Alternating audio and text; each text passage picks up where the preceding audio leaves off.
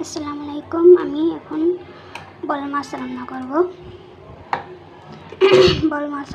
আমি